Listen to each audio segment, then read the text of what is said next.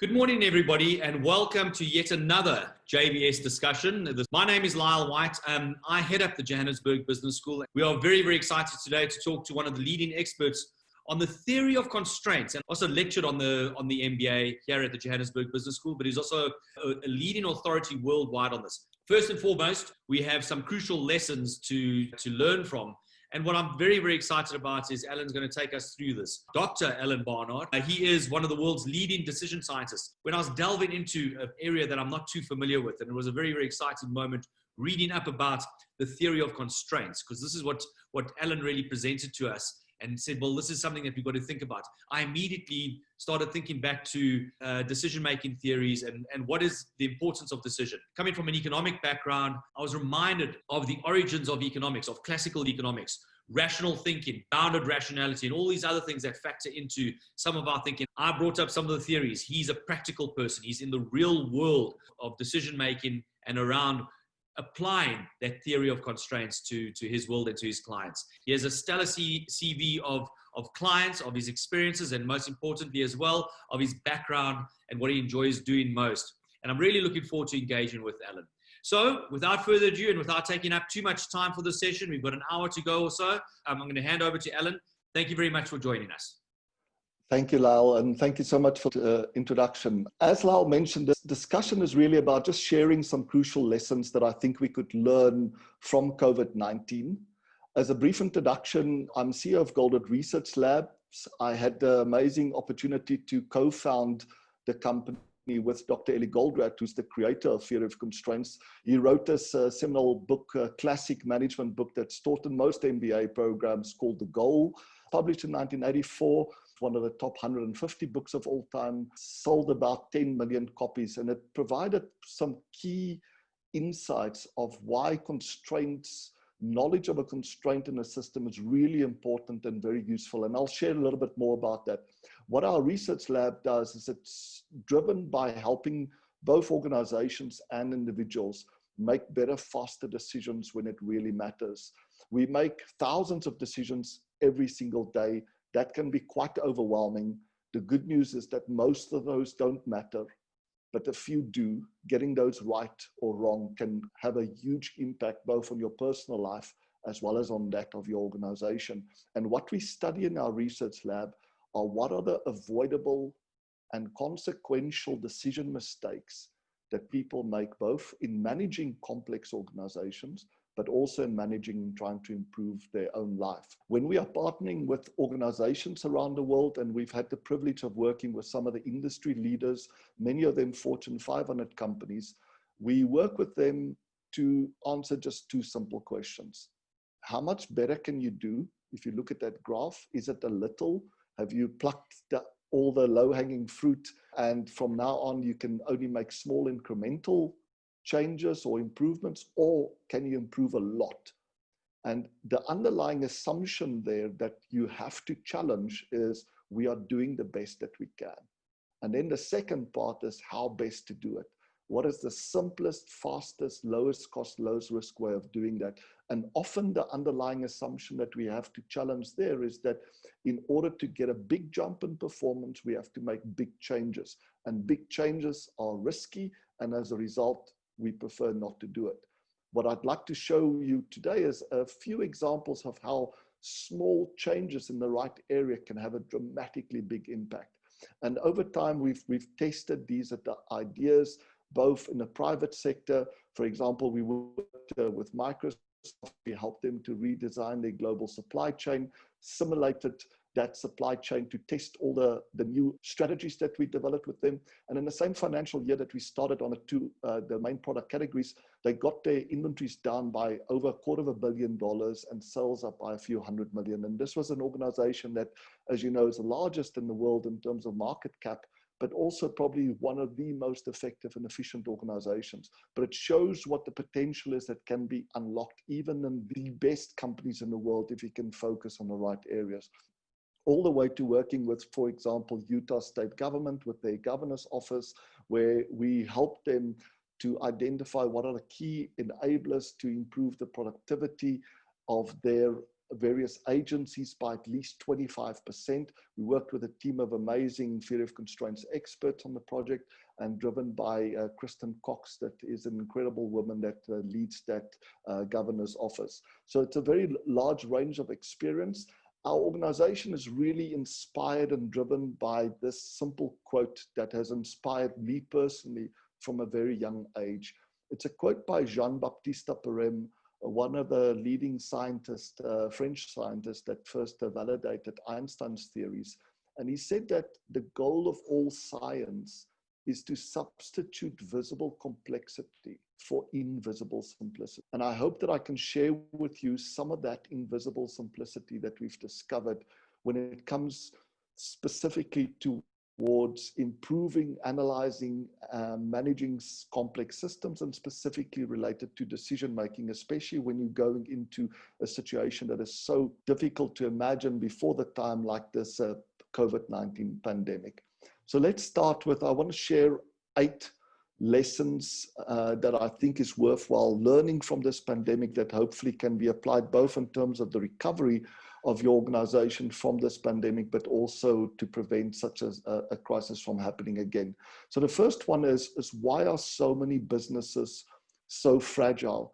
These are statistics that have been released a couple of days back, and it basically shows that the number of permanent closures in the US have now outnumbered the temporary ones.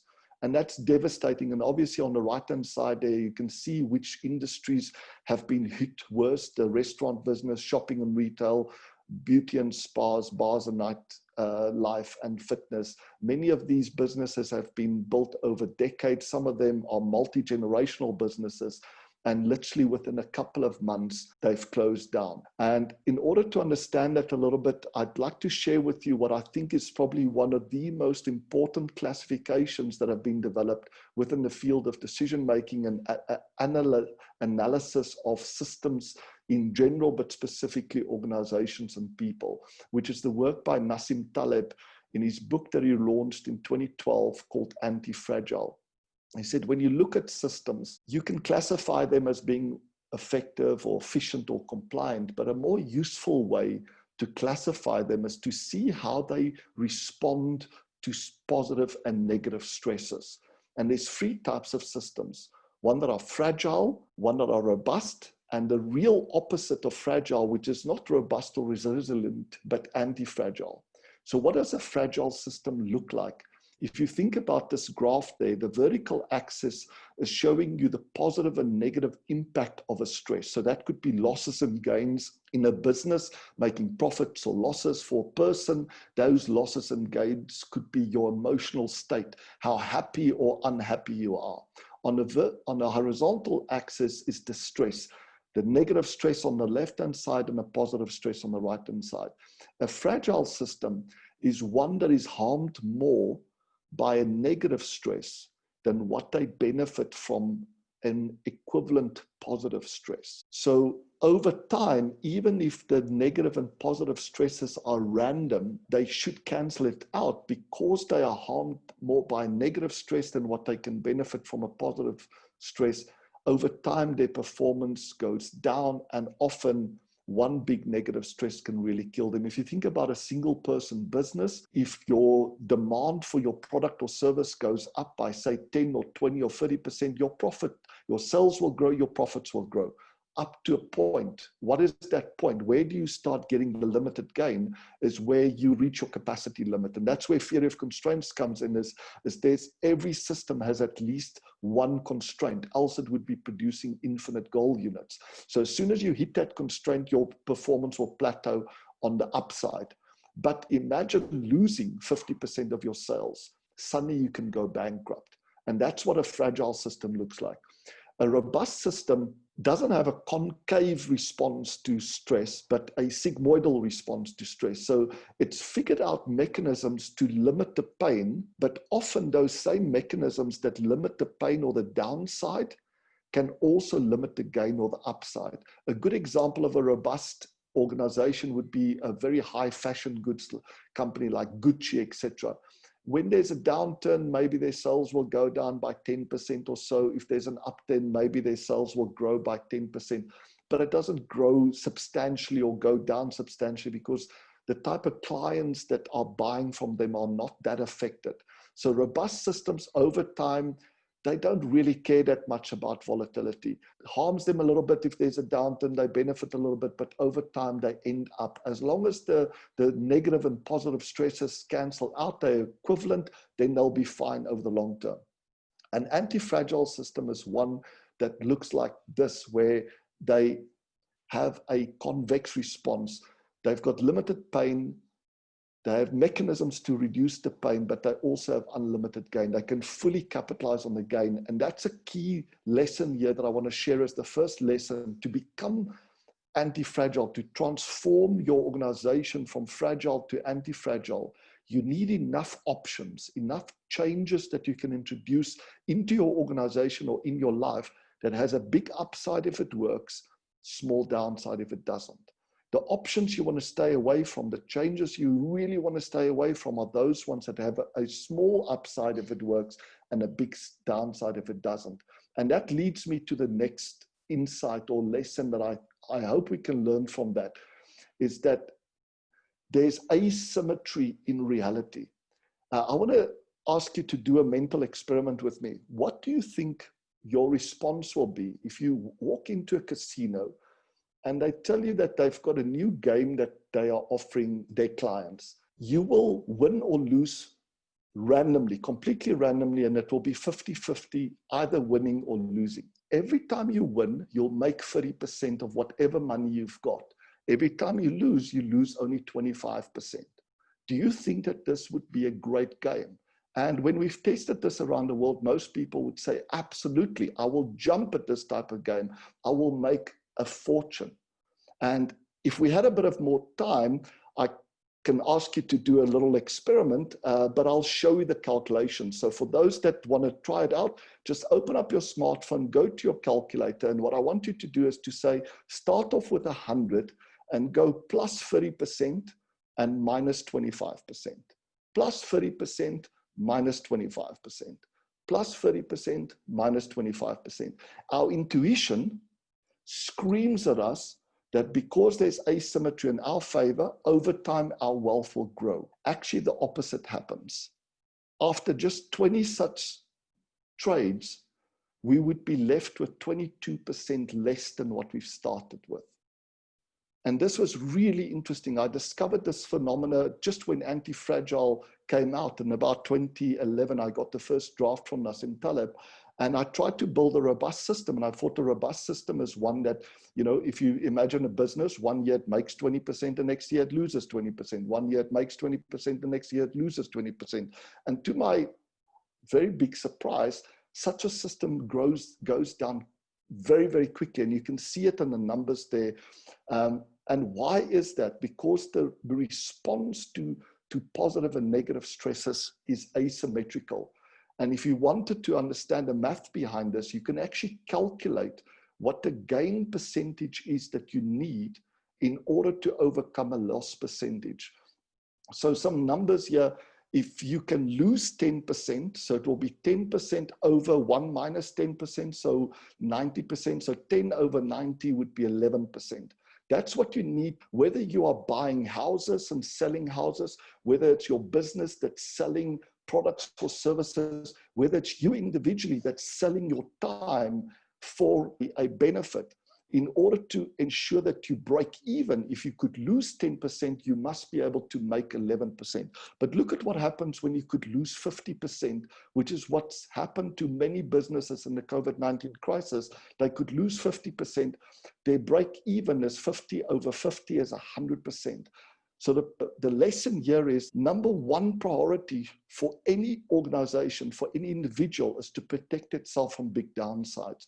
Those are the things that really kill us. And how it answers the question at the top is, why is there such a large and growing wealth gap? We built a simulation model. We've got 1,000 agents that are trading with each other. Every time they trade, they can either make 20% or lose 20%. And you can play around with those numbers. They can make 30% or lose 25%.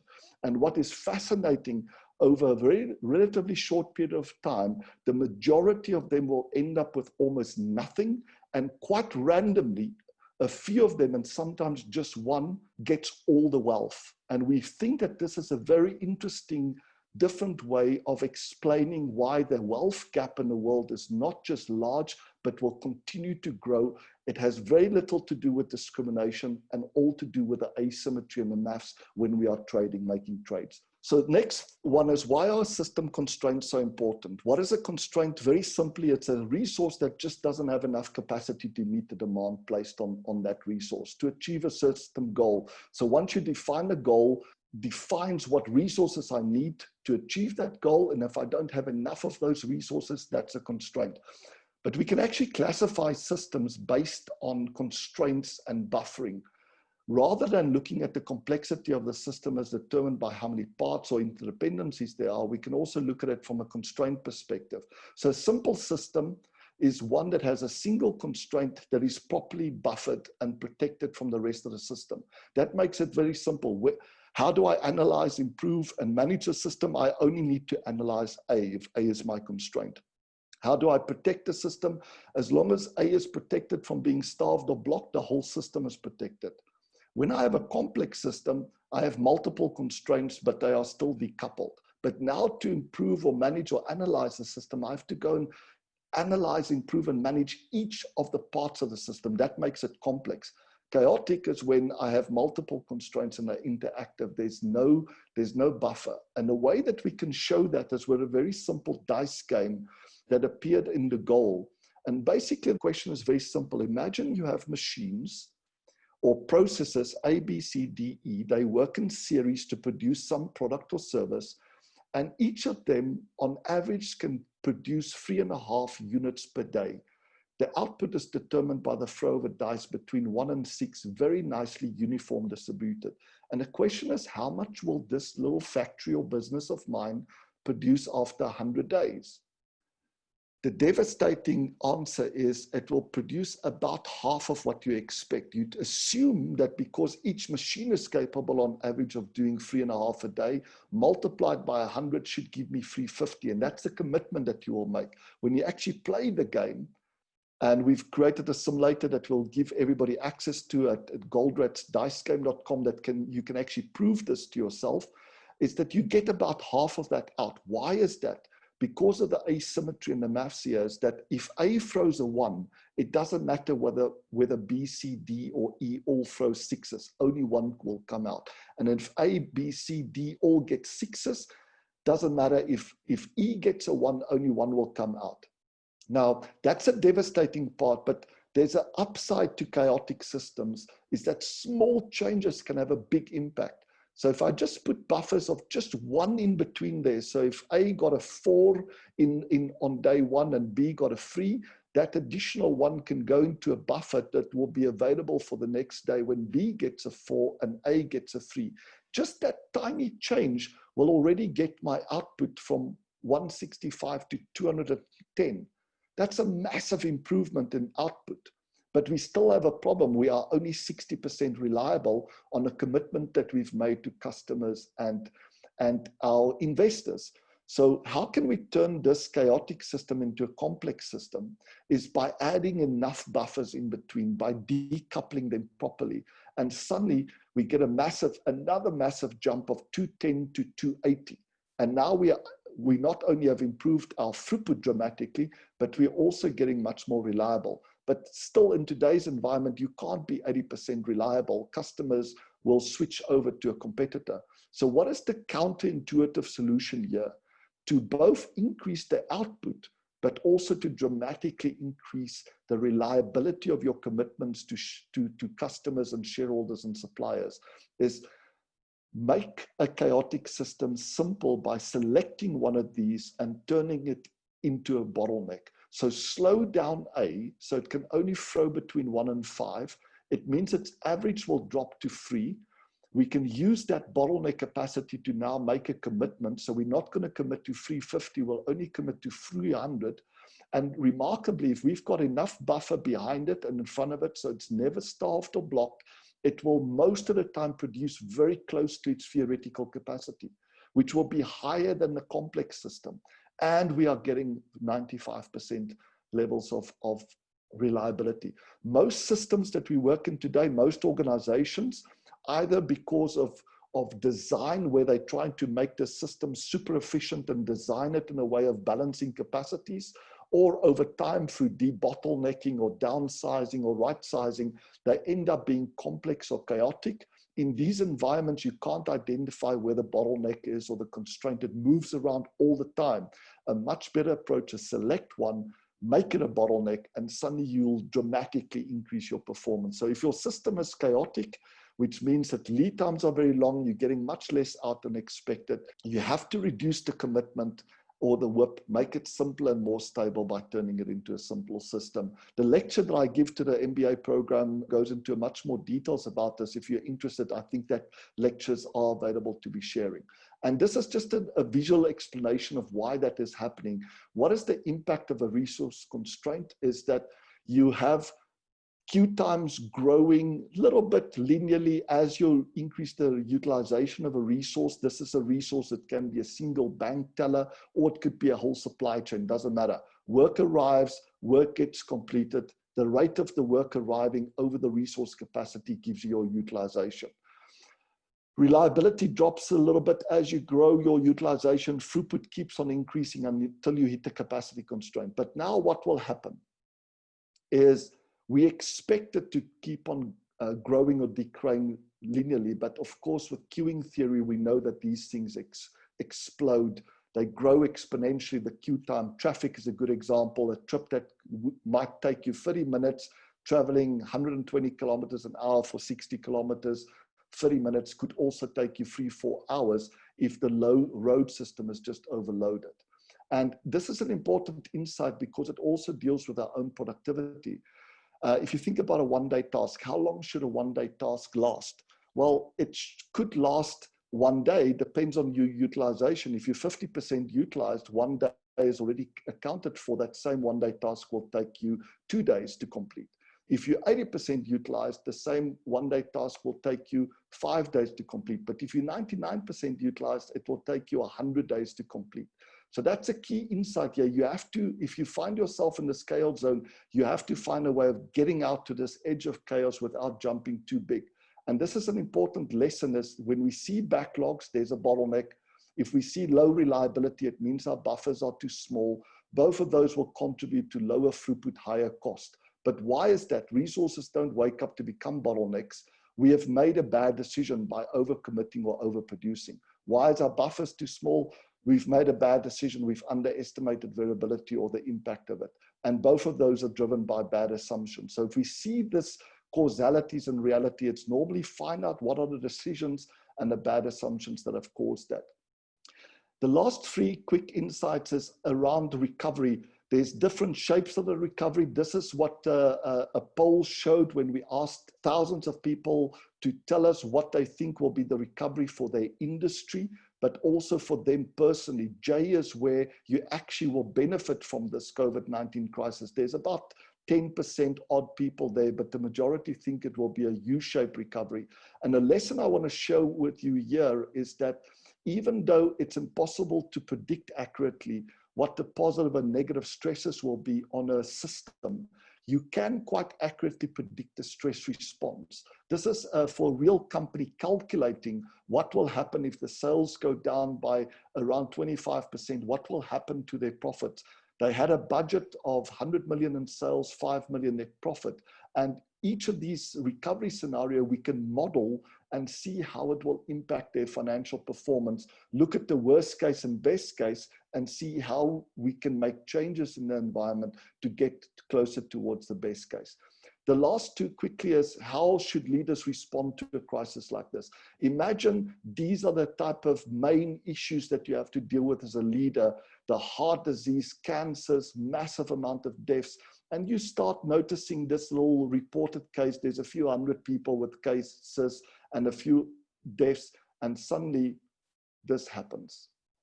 The lesson here is when you have growth in demand that's exponential and there's finite resources, you have to panic early, not later.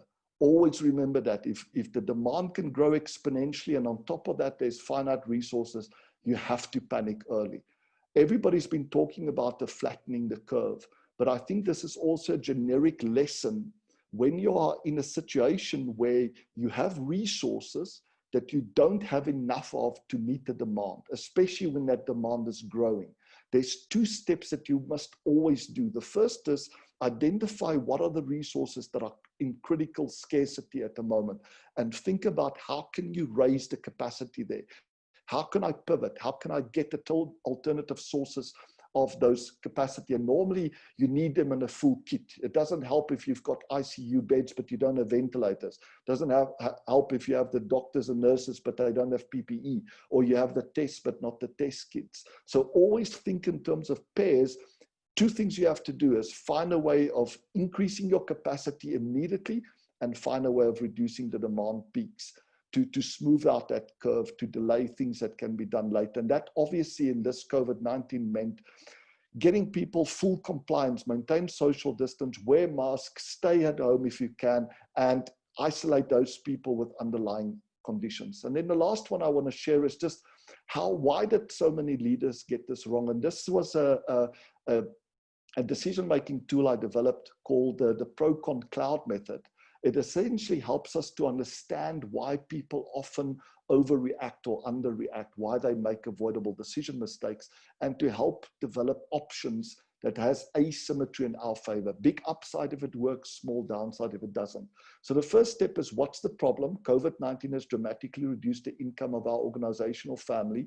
Why is it bad for us and our system? As if we get it wrong, we'll be blamed and we might not fully recover or never recover. So what's a change that we can make as soon as we are aware of this problem is to immediately act to reduce the cost and secure other demand or supply sources. But we also have the option not to do that, not to take drastic actions, to wait and see. There's a positive of taking the action and negative if we don't. Those are the reasons that will allow us to make the change. If we underestimated these two, we will keep on procrastinating. There's also two reasons for not changing.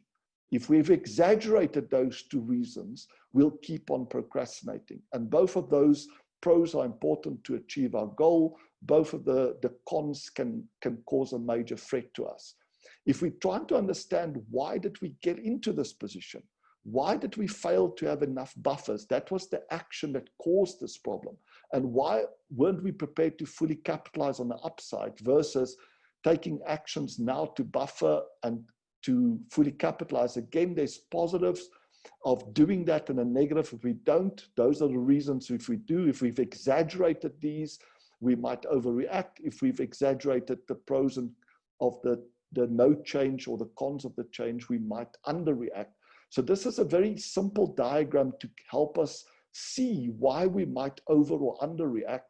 And from this, we can then extract some key assumptions. So the bad assumption here on the planning side was that most leaders assume that events with low probability won't happen, or at least won't happen to us. So no need to protect against it. Really? COVID-19 wasn't a black swan. Coronaviruses have been plaguing us every 10 years. SARS in 2002, MERS in 2012. What makes us think bad was that it didn't affect people immediately in terms of symptomatic release. So a lot of people stayed asymptomatic, and while that was happening, the virus was spreading. And it's very difficult to protect yourself against that because you can't scan temperatures. Most of the people are carrying the virus and will keep on spreading it. So the type of responses that worked before didn't work here. We should have learned much faster. On the execution side, why did people wait so long? Many leaders is in a crisis, it's better or safer to wait and see, as we are more likely to be blamed for overreacting than underreacting. Really? That's the bad assumption that needed to be challenged. So having buffers and reacting as soon as possible is very cheap compared to the alternative. We've built economic models of this crisis that shows if governments have taken actions around February, when the evidence was overwhelming, it would have cost them a few billion. By waiting, it is now costing trillions. This is 100 at best to 1,000x the impact by waiting. And the last quick story that I want to end up with is I was very privileged to work with Professor Albert Bartlett. He had this famous quote. He said that the biggest weakness of humankind is our inability to understand the exponential function. And we created a little simple analogy to explain this to leaders. Imagine you have a bottle. There's a single bacteria in the bottle. Every minute it doubles. After 60 minutes, the whole bottle is full. So the bottle represents the resource, the scarce resource that we are in control over. And the question is, at what time will you take action? At time 59, the bottle is only 50% full. At time 58, it's only 25% full. At time 57, it's only 12.5% full. When will you take action? And if you do take action, just before you run out of the bottle, you've sent out this troop to say, find us more bottles, go and get us more ventilators or beds. And they come back and say, we found another bottle. How long is it going to last you? 1 more minute. And that's the trouble with exponential functions. We are not trained. We often make decision mistakes because we extrapolate from the past. We don't understand the exponential function, and yet they are highly predictable. You can build simple models that can show you very clearly what's most likely going to happen, at least best case, worst case. So that's where I will leave it off for the discussion today, and we'll open it up for any questions now. Great. Alan, thank you very much. It was wonderful, and it's a real privilege for us to be able to almost delve into some of the work that you've done in a great kind of compressed masterclass in this way for this particular discussion. And there are a number of questions that have come out, but I'm just reminded of a couple of things because some of these questions do relate to this. This exponential increase that you speak of is so pertinent. And again, and when you think about this, obviously it's useful in our context in South Africa, but also looking at other countries around the world and why, you know, we are all openly critical of the decisions that are made, but sometimes we don't appreciate the complexity of what is behind them. So this panic earlier, not later. And especially in the case of South Africa, but I think of other countries around the world, especially in Latin America, and the handling and the different handling of the pandemic has been enormously interesting from afar, but also instructive in how we actually manage crises going forward. Panicking early, especially when we have those finite resources that you talk about, is crucial. But in the case of South Africa and many of the other countries, and this is why Africa was really at the forefront of the concerns in the beginning, it wasn't just the finite resources. It was the fact that resources were already limited or overexploited, and that was going to be the biggest problem going forward.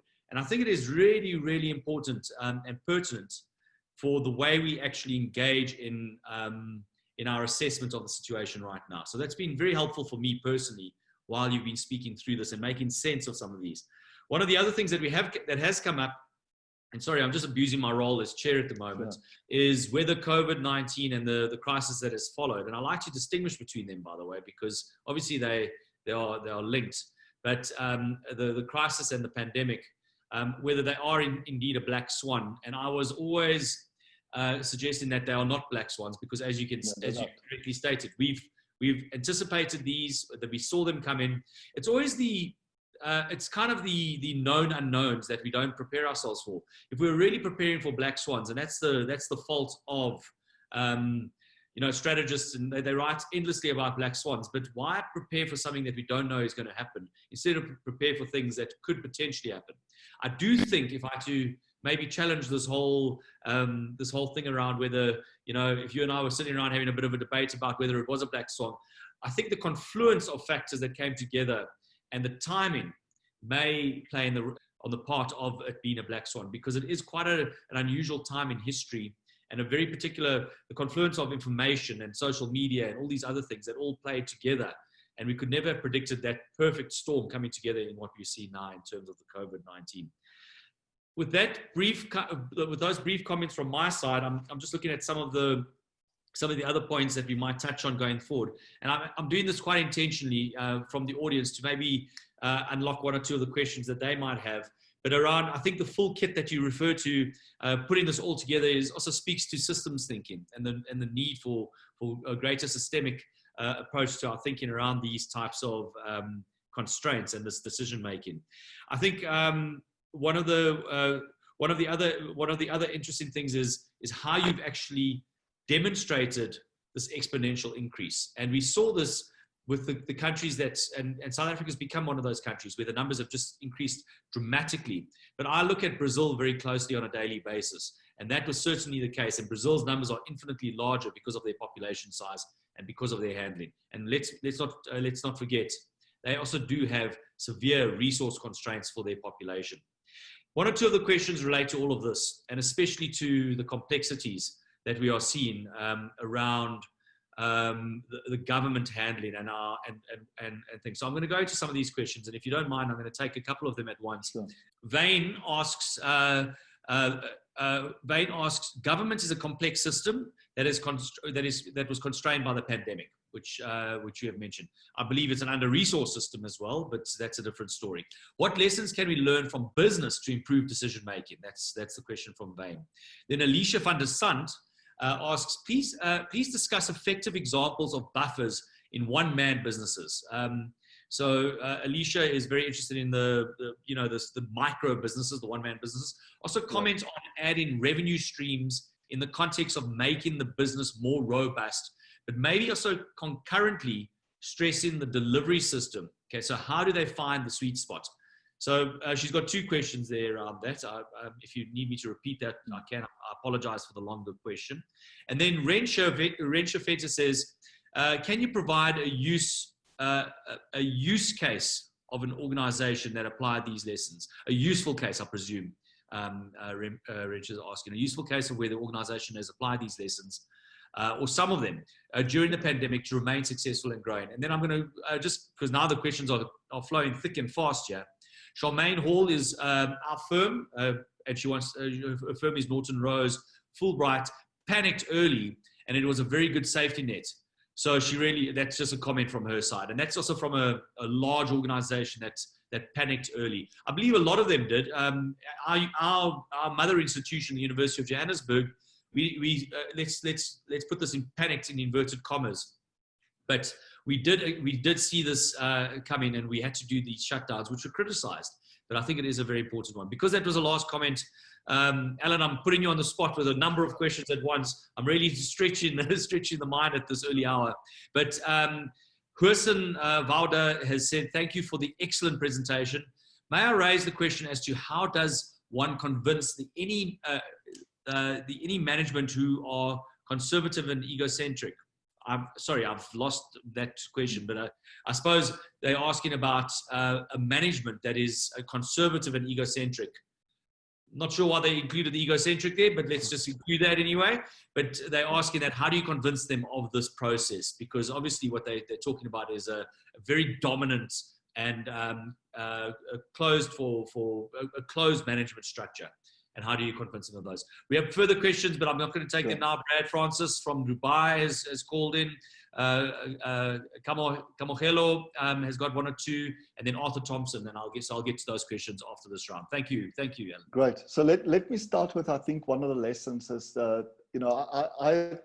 my research lab, we've been modeling this pandemic since late January probably, and I think one of the biggest lessons is we need to have sympathy with decision makers. As I mentioned in my example, you imagine something as a couple of 100 cases and a few deaths. You've got much higher priorities. There are other illnesses and accidents and violence that are killing thousands, hundreds of thousands of people. And somebody is poking you with this little tiny thing. And then you say, why bother me with this, right? But you don't realize that when something is growing exponentially, like I mentioned, you have to panic early. And actually it's very easy to model these scenarios and see what happens. My comment around the black swan part is based on a discussion with Nassim Taleb himself, who wrote Black Swan. He said, this wasn't a black swan, this was a white swan. It's every 10 years we've had a coronavirus. What's made this so consequential is the mechanism by which the disease moves from one person to another, and that the majority stays asymptomatic. So I think that's the first part from a government perspective. It's always much cheaper to protect early than later. As I mentioned, it would have cost the US a couple of $1 billion to put in place all the protection mechanisms. By waiting, by not panicking early, it's now going to cost them trillions. In terms of buffers, what are the type of buffers that governments can put in place, but also single person businesses? There's 4 types of things that I think are critical. Is the first one is you need a market buffer or demand buffer to say, understand what core skills you have in your business, in your organization, and how can you pivot that? So you need to keep sort of a demand buffer there that says, if something happens and the demand for my product or service dramatically goes down, how can I pivot very quickly? If I'm a restaurant, how can I become somebody that can serve from the side of the street? So that's a key part, is have those demand buffers in place. The second one is supply. If you need some kind of scarce resource, material, or skill in order to provide your product or service, assume that there could be a situation where you can run out of it. How can you pivot? Where can you find an alternative to that? Cash is absolutely king in these environments. If you are consuming cash at a rate of 100,000 a month, you need to see how long can something like this last, and do I have enough cash? So that's one part that you should never take your eye off the ball. And even the biggest companies can get into real trouble for a couple of months without revenues because they run out of cash and they go bankrupt. And then the last part is to continuously look at how can I reduce costs in the most effective and efficient way without overreacting. There, I don't want to overreact and suddenly cut out costs that I might need in terms of helping or preparing me for the recovery. There's a couple of use cases. As I mentioned, we've worked in both the private sector as well as in the public sector. In all of them, what we are looking for, as I mentioned from Antifragile, when I read that book, and I read Nassim Taleb was an options trader. He said an option is a right without an obligation. And I realized, wow, that's like a change that I can make in my organization or my life. Any change I can make, I have a right to make it, but I don't have an obligation. So how do I pick which changes to make? I want to pick those changes that has a big upside if it works, small downside if it doesn't. If you think about how can I create such options, Uber is a great example.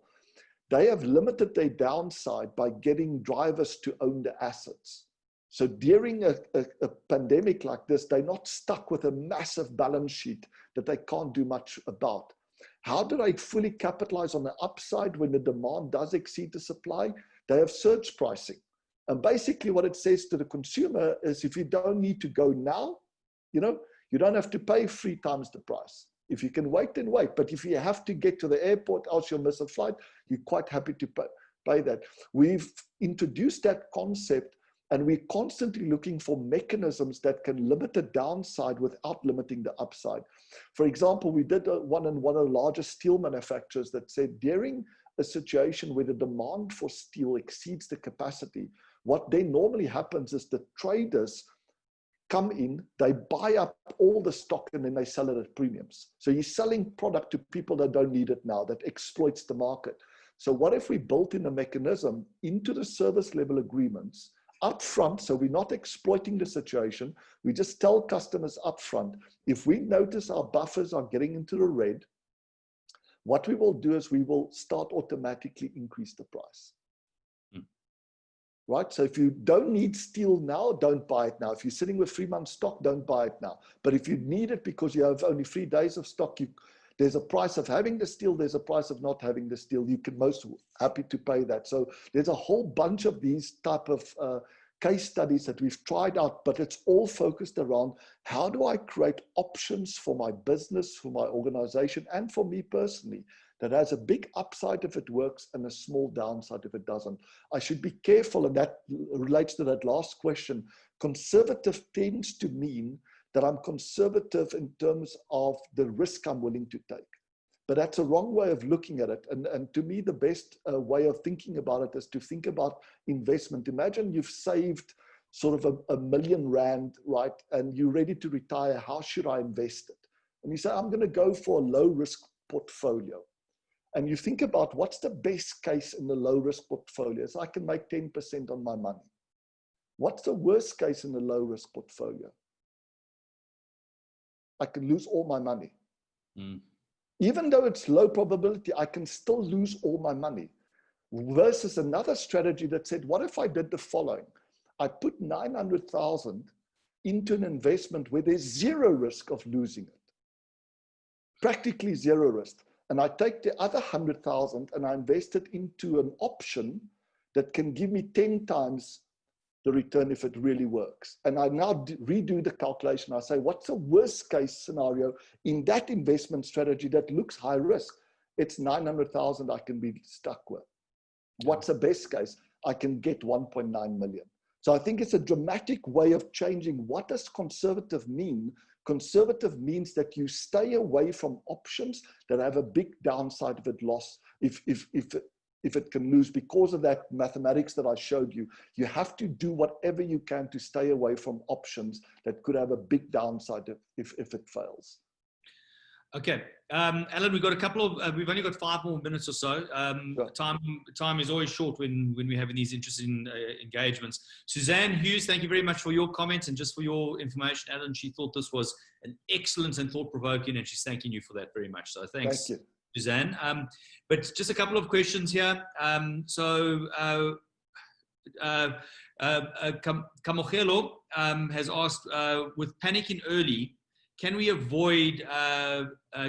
avoid the panic buying, which puts further strain on resources? That was one of the questions. Brad Francis, he has asked, in your view regarding COVID, should the measurement of constraints be the mortality rate per country or infection rates per country? Interesting question, because I think we are sometimes playing around with those. Arthur Thompson, could you give an example of an anti-fragile business and why it is so? That's I suppose, a very, very direct one. And then and then one last one here, Arnold. Arnold says, do you have any advice for the South African government on how to improve its execution capacity? This is a big question, Arnold. And never shy to put Alan on the spot here, but it introduces many good ideas which don't seem to come to fruition. So I suppose in strategy talk, the strategic thinking and sometimes communication is okay, but I would actually argue otherwise. But it's the execution of that strategy that Arnold's questioning right now, and he's asking a lot about that. Yeah. So anyway, and Alicia's also sung some of your praises, as has Leanne Governor. So thank you very much. And I'm going to hand over to you, Alan, for the last 2 or 3 minutes. So I think in terms of the panic early, so the advice there is specifically related to things that grow exponentially. Always panic early, procrastinate later, right? That the whole thing is you can procrastinate later. Assess the situation. If you realize there's exponential growth, you have to take action early. Don't wait too long, because then you won't have enough time. It'll be that 1 minute left. Even if you get a new bottle, my advice is always, when you realize that something is growing exponentially, don't look for the bottleneck. Start looking for more bottles. That's what your main priority should be. How do I prevent panic buying, which is a valid fear? If I'm in the private sector, I can use pricing, right? So increase the price as I see the demand is growing up, to ensure that only people that really need it are buying it now. If I'm in government, that's very different. I will take control of that, right? Government has the power to take that type of actions in a pandemic mode environment, where they need to secure all the resources, keep it in an aggregated way, and only allocate it based on where the real demand is, not based on some forecast, because people will also panic buy and give you forecast of how many ventilators they need. You need to put that centrally and allocate it based on what the real requirement is, so you benefit from the aggregation mathematics. In terms of the infection mortality rate, I think one of the biggest challenges we've got with COVID-19 is that such a large percentage of people that have it are asymptomatic. And most of the people that are being tested are people that have symptoms already. So looking at the number of cases, to me, is very useless almost, because we know that it's probably under by at least 5 times and probably up to 20 times underestimating things. Mortality rate is the big thing. Are we getting control of? And I would say, apart from a mortality rate, the number of people that are going into the hospital. So something that we can see what's the demand that this illness is putting onto scarce resources. That's always a good metric to have. Is how do we know what's the demand that it's putting onto scarce resources? In terms of anti-fragile organizations, there's a whole range of them that I can give you. Microsoft would be a great example of that. any organization that has been around for a long time and keeps on growing typically are anti-fragile. Our bodies are anti-fragile. You know, what doesn't kill us make us stronger. That's kind of the basis for Nassim Taleb's work, is he realized that all biological systems have anti-fragile mechanism to it. There's 3 conditions to become anti-fragile. You must be willing to sacrifice parts that are not needed. If your body were trying to maintain every cell in the body and never allow anyone to die, it would die. It can't. It not only allows cells to die, but it actually has a mechanism to cause some cells to die. The same in a franchising operation. If you're trying to protect every single franchise, you don't allow those that don't succeed to die, you can't be anti-fragile, you'll remain fragile. The second one is you have enough options that have asymmetry in your favor. Big upside if it works, small downside if it doesn't. And the third condition is that you make the decisions of number 1 and number 2 in a rational way and not with ego. So that comes back to the ego part, is you need a rational way of deciding what to sacrifice. And that also applies to a body of knowledge. Lyle, if you think about any field like theory of constraints or economics, there's so many parts to that. We never say to the students, these are the stuff that won't be that useful, right? We never cut. We never are willing to sacrifice parts that are not working or not useful. And as a result, bodies of knowledge remain fragile. To get them to be anti-fragile, we need to identify those parts that has a big upside if the student really gets it and a small downside if they don't. And the last part is, I think, in terms of the execution capacity, it's really just using simulation models to prepare. You know, this is something that we are extremely passionate about. Today, we can build simulation models, not just of business processes or organization, but of whole supply chains. And it's like I mentioned, it's not about predicting when the negative or positive stress will happen. It's to assume that all I need to know is, can it happen? If it can happen, let me model my environment and see what would be the best way of responding. Wonderful. We've got some more comments on and praises for your presentation, Alan. I'm not going to go through all of them right now because in the interest of time, but everybody seems to be very pleased. I must say that when you started bringing in the economics, and we increasingly in the field of economics, we've realized that a kind of an augmented systems thinking is required. So to the point that if you and I are going to delve into some type of economic problem right now, we need to find the non-economists to actually shed light on some of those things. And I appreciate that. And that's another fun conversation for us to have sometime now, to bring in those other fields. Because we do know that especially, and the essence or the origins of classical economics is around rational thinking and rational man. And we do know, or woman, I would say right now in this day and age, I do think, I sincerely believe that there is no such thing as rationality in our decision making. So it needs to be informed. Like Dan Ariely said, we are predictably irrational. Exactly. And what Dan did was he basically centralized the importance of irrationality and said we need to factor this into our decisions because we can make it more predictable. And that's the essence of behavioral economics now, isn't it? So it's such a fun conversation for us to have. Alan, thank you very much. It really is something that we can start bringing together into these different ways of thinking. And that's what I appreciate from today's conversation, is you've brought a very, very important, and sometimes people see, oh, wait a minute, why must I do the maths and all these other things? But it helps us make a much more informed, empirically driven decision. And I think that is also important. Alan, thank you very much. Your work is fantastic. You've made a wonderful contribution, not only here today, but also with the Johannesburg Business School's MBA program. And I know that a lot of people are going to be asking questions around this. So we look forward to further engagement.